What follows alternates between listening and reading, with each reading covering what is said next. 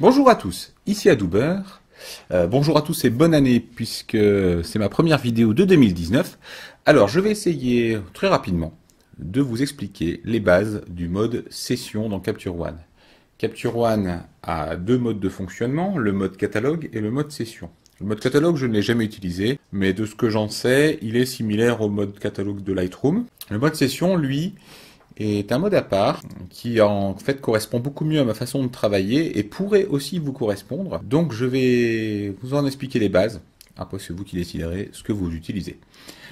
Le principe du mode session, c'est que pour chaque séance de travail, pour chaque dossier de photos que vous allez travailler, vous allez créer une session. Chaque session sera complètement indépendante des autres. Le plus simple, c'est de vous montrer par un exemple. Donc là, j'ai une petite trentaine de photos d'une séance studio faite fin décembre que je voudrais travailler. J'ai ouvert Capture One. Je vais commencer par créer ma session. Je fais Fichier, Nouvelle session. Là, une petite fenêtre apparaît. Capture One me demande à quel emplacement sur mon disque dur je veux que ma session soit créée. Moi, dans le répertoire photo, ça me va très bien, mais si jamais je voulais changer, il me suffirait d'aller spécifier où je veux créer la session, et Capture One me la créerait là où je lui dis. Ensuite, je vais nommer ma session. Alors moi, j'aime bien nommer avec la date en premier pour que mes répertoires de sessions se rangent par ordre chronologique. Donc je mets toujours l'année. C'était en 2018, le mois, décembre.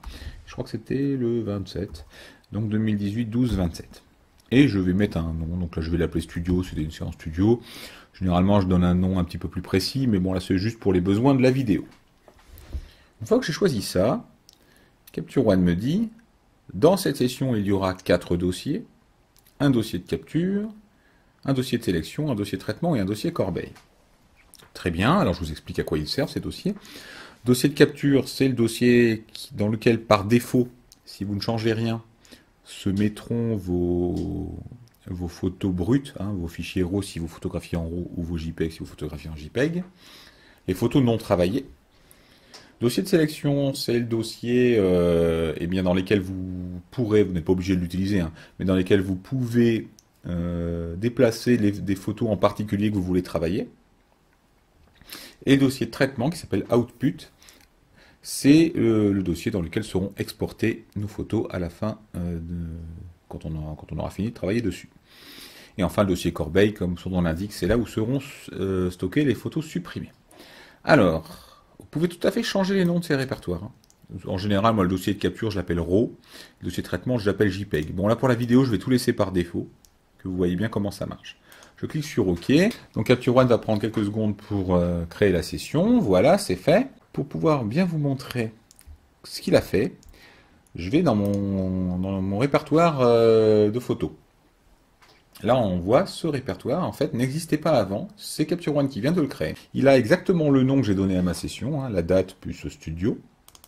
Et si je l'ouvre, dedans, je vois bien les 4 répertoires que Capture One m'a dit qu'il allait créer. Un répertoire capture, output, select et trash, qui est la corbeille, plus un petit fichier, très important ce petit fichier. Ce petit fichier, il porte le nom de la session avec une extension CO pour Capture One session DB. Alors tout simplement, ce fichier, c'est en ouvrant ce fichier que Capture One ouvre la session en fait. Alors pourquoi c'est important de le savoir? Parce que ce mode session permet de façon extrêmement simple de copier son travail d'un ordinateur à l'autre pour le poursuivre sur un deuxième ordinateur. Alors ça va vous paraître un petit peu étrange de faire ça, mais moi je le fais en fait très souvent. Je suis très souvent à l'extérieur pour faire mes photos chez des clients, etc. Et donc généralement j'ai mon ordinateur portable avec moi, et soit je travaille en prise de vue connectée, c'est-à-dire que j'envoie les photos directement sur Capture One, et dans ce cas j'ai créé une session dès le départ, soit je fais mes photos, puis ensuite devant les clients je vais les mettre dans l'ordinateur et les regarder avec eux pour commencer à faire une première sélection, et je vais aussi dans ce cas là créer une session sous Capture One. Donc ma session je vais la créer sur l'ordinateur portable, et je vais souvent commencer à faire des petites choses, appliquer peut-être des presets, changer la balance des blancs, faire des petits recadrages, des choses comme ça. Et quand j'arrive à la maison, j'ai juste à copier l'intégralité du répertoire de ma session. Dans le cadre de la session que je viens de créer, c'est celui-ci, à le copier sur mon autre ordinateur via une clé USB par exemple, et sur mon deuxième ordinateur, je ferai fichier ouvrir. J'irai pointer ce petit fichier, double-cliquer dessus, et automatiquement, Capture One sur mon deuxième ordinateur va ouvrir cette session avec et tout ce que j'aurai fait sur l'ordinateur portable sera déjà fait, sera pris en compte. Si j'ai recadré les images, elles seront recadrées. Si j'ai changé l'exposition, elle sera changée, etc. Donc c'est extrêmement simple, et extrêmement pratique. Si vous travaillez sur deux, voire plus, enfin en tout cas si vous travaillez sur plusieurs machines. Voilà. Donc, ça pour moi c'est un avantage essentiel du mode session. Bref, on revient à notre session en particulier.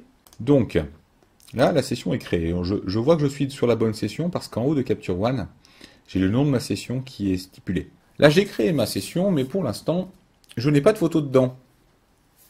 Alors, là, j'ai deux façons qui fonctionnent pour pouvoir mettre mes photos dans la session. Je vous montre les deux.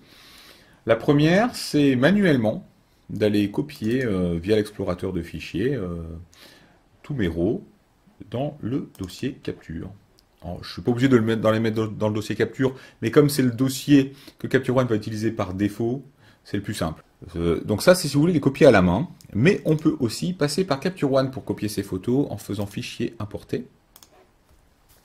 Là, vous avez une fenêtre qui apparaît. Dans cette fenêtre, vous pouvez choisir le répertoire où sont les photos que vous voulez importer. Si c'est une carte SD, si c'est un disque externe, etc. Si c'est directement l'appareil photo relié en USB, peu importe.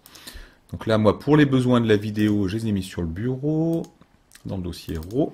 Je fais sélectionner un dossier et mes photos apparaissent. Alors, là, je peux choisir d'inclure les sous-dossiers si jamais j'en avais, ou d'exclure les doublons si j'avais des photos en double. Bon, c'est pas le cas. Ensuite, je peux... Alors ça, moi, c'est une option que je ne touche pas parce que je laisse par défaut. Hein. Mais si je voulais, je pourrais demander à Capture One d'envoyer les photos dans un autre dossier que le dossier de capture.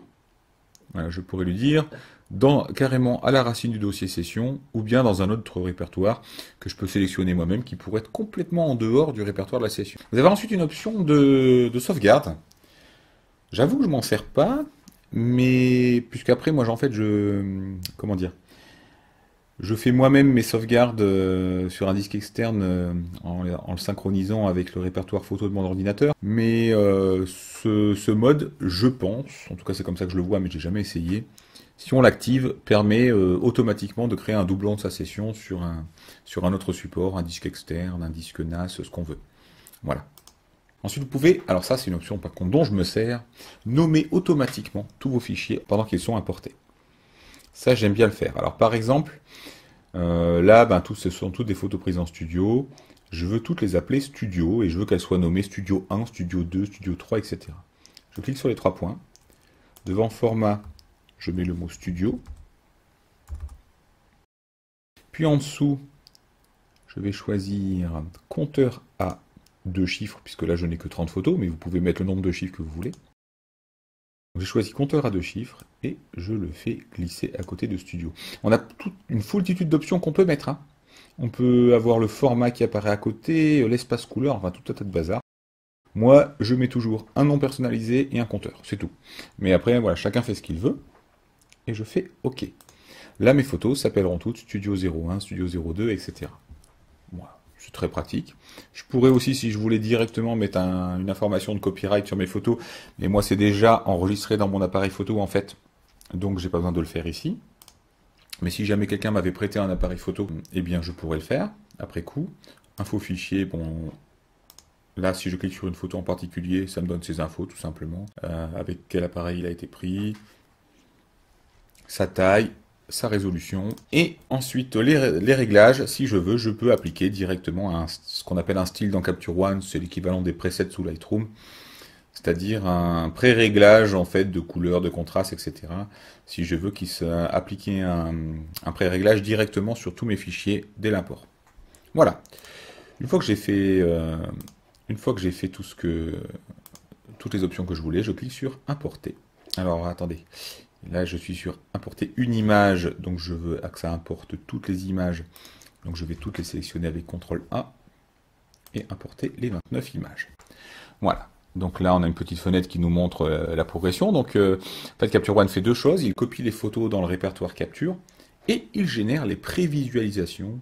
Ce sont les fichiers en fait sur lesquels on va travailler. Vous savez bien que sur un éditeur de RAW, on ne travaille jamais sur le fichier directement, mais toujours sur un fichier de prévisualisation qui est généré par le logiciel. Rien ne vous empêche de travailler, de commencer à travailler pendant que ça se génère, hein.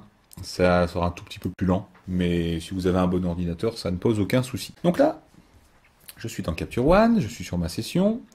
À gauche, je vois bien les 4 répertoires créés dans la session. Donc je suis sur le dossier de capture par défaut, et on voit bien en dessous que j'ai toutes les images que j'ai importées.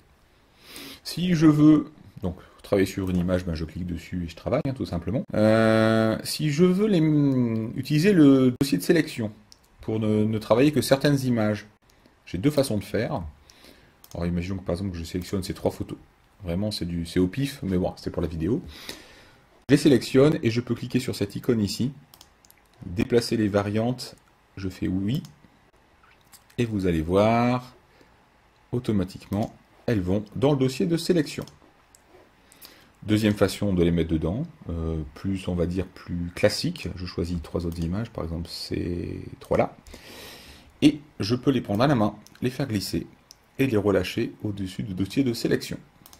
Je fais oui, et elles sont allées s'ajouter avec les autres. Si je change d'avis sur une photo, si par exemple celle-ci je ne la veux pas, juste à la reprendre et à la remettre sur le dossier de capture.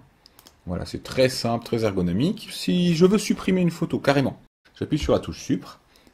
Alors, vous inquiétez pas, elle ne disparaît pas complètement, elle va dans le dossier corbeille. Si jamais je la voulais de nouveau, la remettre dans le dossier capture, je remonte ici, dans le dossier capture ou le dossier sélection, j'aurai juste à la sélectionner et à la lâcher au-dessus du bon dossier, et elle y reviendrait immédiatement. Voilà, tout simplement. Après, il reste une dernière étape. Bon, là, je vais pas travailler des images, hein. Le but, c'est juste de vous montrer le fonctionnement du mode session. Imaginons que j'ai travaillé cette image et que ça me convienne, et que je veuille l'exporter, eh bien je vais sur la partie export. Alors donc je traite ma photo, je vais la traiter par exemple en JPEG et sRGB, ça ira très bien. Je clique sur traiter. Alors on va attendre un petit peu. Capture One va traiter la photo. Attends quelques secondes. Voilà. Et je vous montre cette photo en fait. Donc je reviens sur mon dossier. Donc je vous montre, hein, je vais dans le dossier de la session. Cette photo est automatiquement exportée dans le dossier Output qui est là. Voilà. Donc tous les JPEG que je vais exporter vont se mettre là. Très pratique. Je ferai une vidéo spécifiquement sur l'exportation parce qu'en réalité on peut complètement affiner ça, on peut demander à Capture One d'exporter, de faire plusieurs types d'exportation en même temps et de les faire dans des sous-répertoires séparés, voire d'exporter dans un répertoire qui est complètement en dehors du répertoire de la session. Enfin, des tas de choses sont possibles. Là, je vous montre simplement le fonctionnement de base tel qu'il est prévu par défaut. Donc, je récapitule. Votre session contient 4 répertoires. Répertoire capture, vous avez vos fichiers RAW. C'est là que je vous conseille de les mettre. Répertoire select, vous aurez les fichiers RAW que vous avez décidé d'y mettre pour travailler dessus. Répertoire trash, c'est la corbeille. Et output, c'est là que viendront se mettre vos JPEG. Voilà, j'espère que cette vidéo était claire. Je vous souhaite à tous une bonne journée, une bonne soirée ou une bonne nuit. Et puis, ben, à bientôt!